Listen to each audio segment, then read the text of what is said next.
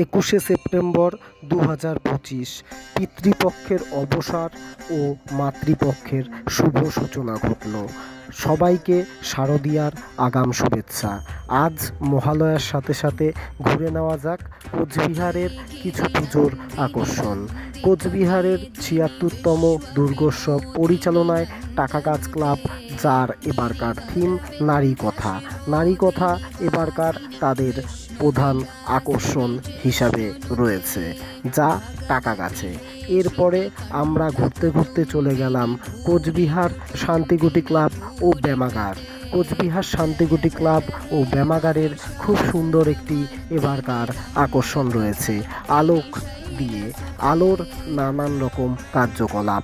তারপরে আমরা ঘুরতে ঘুরতে চলে গেলাম ভারত ক্লাব ও ব্যায়ামাগার, যার এবারকার 67 অর্থাৎ 67তম বৎসর। আলোক ঝর্ণাধারা, আলোক ঝর্ণাধারা তাদের এবারকার থিম রয়েছে। তারপর আমরা ঘুরতে ঘুরতে চলে গেলাম এবারকার যে সমস্ত থিমগুলো রয়েছে বন্ধুরা তোমাদের সামনে আমি তুলে ধরছি।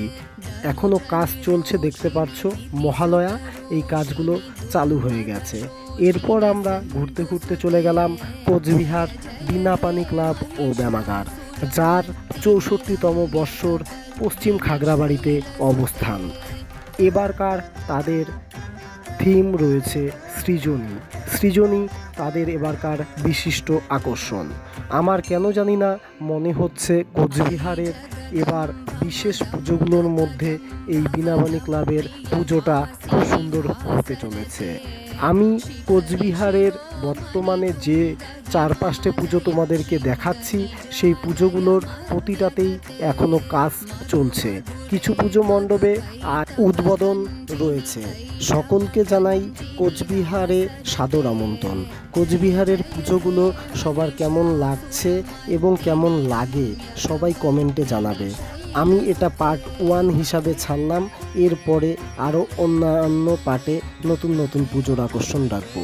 সকলকে শারদীয়ার প্রীতি শুভেচ্ছা ও অভিনন্দন। ধন্যবাদ।